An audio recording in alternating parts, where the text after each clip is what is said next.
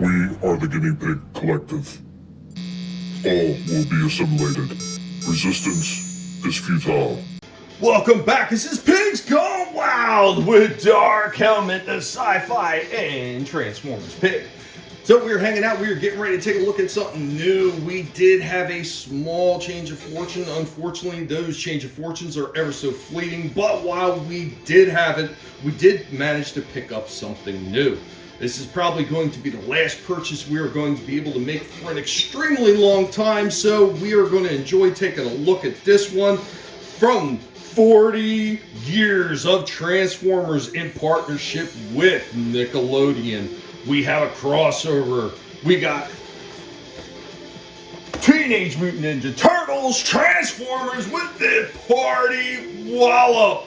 No, the Party Wallop van looks like to be a very interesting one. Now, this one is actually the van that transforms into a turtle transforming figure. And of course, you see, you've got parts in there. You can create each one of the turtles, granted individually. So, I mean, if you wanted to have all 4 turtles with these vans, you would have to purchase this damn thing 4 freaking times. Yeah, it's a bit pricey too, since this one is coming in right around $50. Absolutely ridiculous, the pricing on this one. While this thing is really cool and I understand licensing and all that shit, Hasbro, could you please take the broomstick out of everybody's ass charging so much for these things? Like $50 for this damn figure? This thing is just barely a Voyager class size figure. It sure as hell is not a leader class size figure. Really cool looking though. Some of these crossovers have been hit or miss. I'm really hoping that this one does well. So guys, here we go. Let's get it out of the box and take a look at it. First things first, as I start opening this thing up, I really can't stand this box design at all. So it's basically just like a bubble carded freaking figure with a half box kind of partially surrounding it. So you need to rip this entire box apart, like break all the tape off just to get this damn thing out of here. Why at that point, why didn't you just make a box with a big bubbled window, Hasbro? This is fucking retarded. So after finally getting this box disassembled like this, just to be able to open the freaking package, I don't know what they were expecting to get in there. Were they expecting miniature humans to get in there and just unwrap things and get it out, so they had to make it so complicated or just so ridiculous of a pack job to open?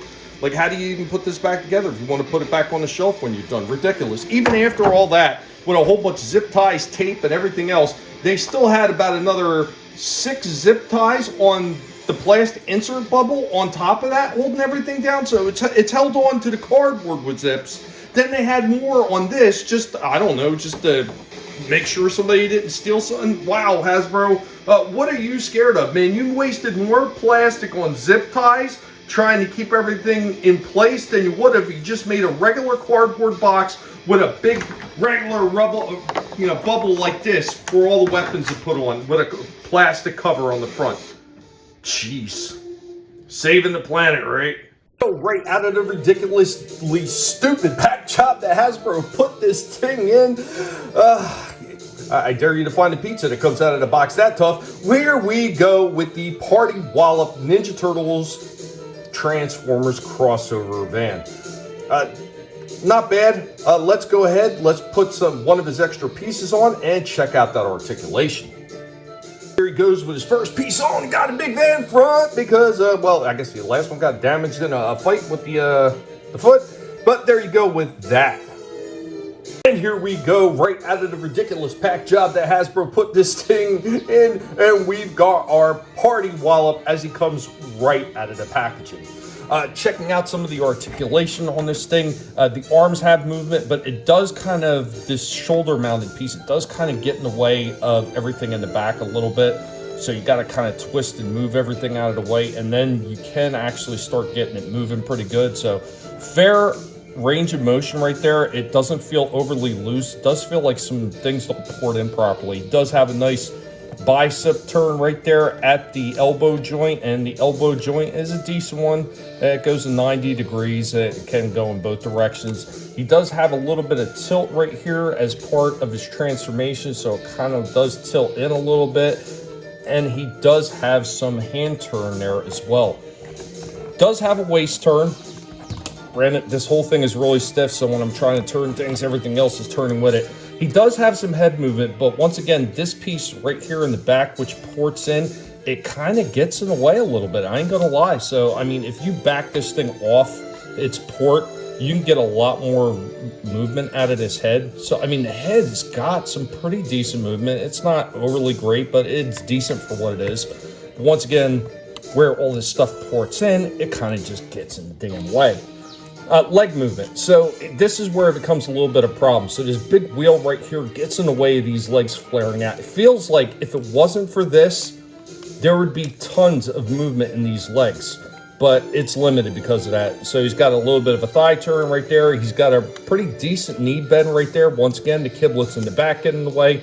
He does have rock down here at the feet. It's really incredibly tight rock. Also, this back piece moves just a little bit, so technically that could aid you in standing him as well. Not too horrible, but there's some things in here. Definitely they could have went to the drawing board a little bit more on this to make it perfect. So let's get out the rest of his armor pieces on him before we start changing them into the different turtles.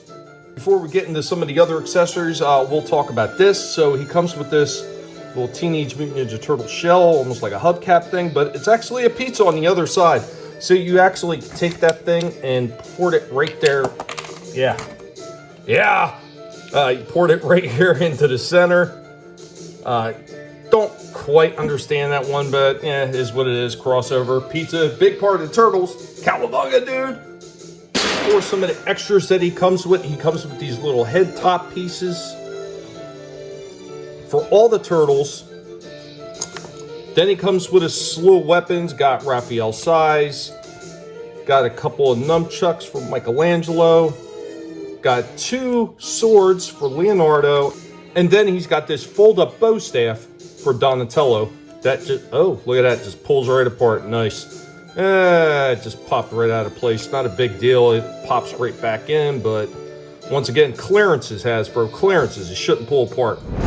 Right before we get into turning them into the different turtles, how does that happen? So this piece pops right off, and then you would put the turtle head onto them.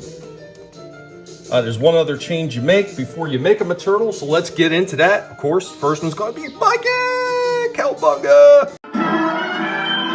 Here we go with Mikey striking a bit of a pose, showing off his nunchucks, and they are on little plastic chains and everything like that, because I guess plastic's better than stringer wire.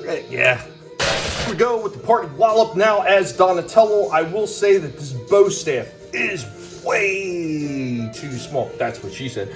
Just a little bit on the short side, don't you say, Donatello? And I'm pretty sure that this isn't because of shrinkage in the package. No, this one is just tiny. Hasbro, you missed the ball on this. Plus the tolerance in the hands are a little bit tight on this right hand. It barely actually wants to be able to port any weapons into that side. The other hand is absolutely fine. You can slide it up and down the shaft of the bow staff. Don't get too excited.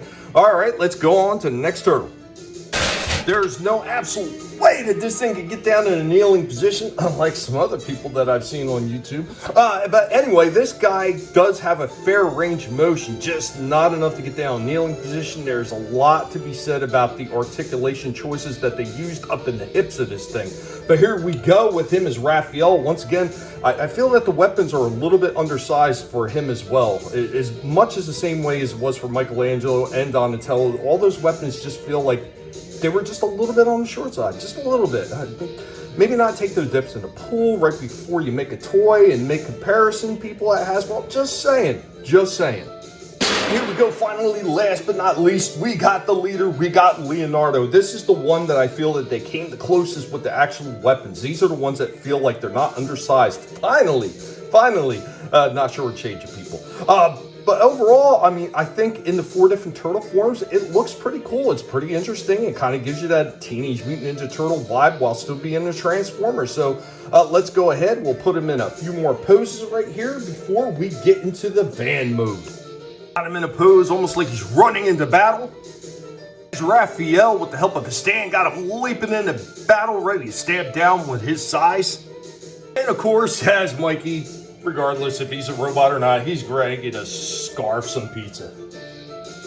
After a very hot minute, I finally got the party van assembled, and let me tell you what, this thing, what a fucking mess. Nothing ports together the way it should.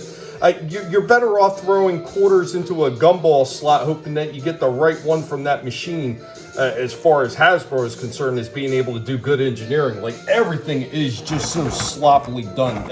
I swear, the meatheads that they have working on engineering must be the lowest form of life possible. They're probably one step away from being single-cell amoebas. Of course, you can see on the top, it's got the little, I guess it's supposed to be like a radar or a screen of some sort, or a light, and these turn as well. And of course, these cannons move up and down a bit as well. That's pretty cool. I mean, it looks pretty good in the party van form, but let me tell you, I'm telling you, these panels are just so poorly done. Like, Hasbro, again, dropping the ball. But, I mean, as far as looking like that party van, that Teenage Mutant Ninja Turtle attack van, this is not bad looking. So, the Teenage Mutant Ninja Turtle Transformer crossover party Wallop. You know what? There are a lot of really cool things about this one. A lot of cool things. The robot form is pretty good. There are quite a few misses in the way of articulation, also in the way of things porting on and staying on, like this back panel, for instance, does not stay on very well at all. That is a bit of a miss. There's also some miss in the articulation down in the legs. They should have made a few pieces maybe just slightly longer, or maybe there was things they could have did. They just missed out. I mean, they wanted to make this guy a little on the stumpy side or something with the legs, because he cannot get down in a kneeling position. Oh, the love for midgets. It really does, it cracks me up with Hasbro sometimes. I just don't understand how they miss this shit. It's so simple, and it's right in front of them, yet they miss it all the damn time. There are a few other pretty cool things that I forgot to touch on when I was doing this review. So if you pop this panel on, you lift up this belt piece.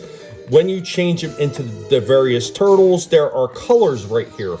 So you can change it. Purple for D for Donnie, and then so on and so on. The L for Leonardo, and then Raphael and Michelangelo. That was also a nice touch. But when you start missing something as simple as articulation, or the ability of this thing to transform and everything to port in the way that it should, you are absolutely dropping that mother-freaking ball left and right. Jesus Christmas. You're like those guys trying to learn dodgeball in that movie. This is a parody of what you guys should be doing at this point. Overpaid morons working at Hasbro doing some of this engineering. You guys are fucking dolts. I'm sorry. There is no other way to describe this. I mean, the thing looks good. It looks like a turtle. It changes into a different version of a turtle that's not one of the four. It turns into the party van, yes. But there are so many things when you're transforming this thing into the van that it's stressing on the doors, because the tolerance, the clearances are completely wrong. It's like you had somebody with a walleye vision actually making the cuts on this thing and doing the measurements. Like, what the hell is wrong with you people?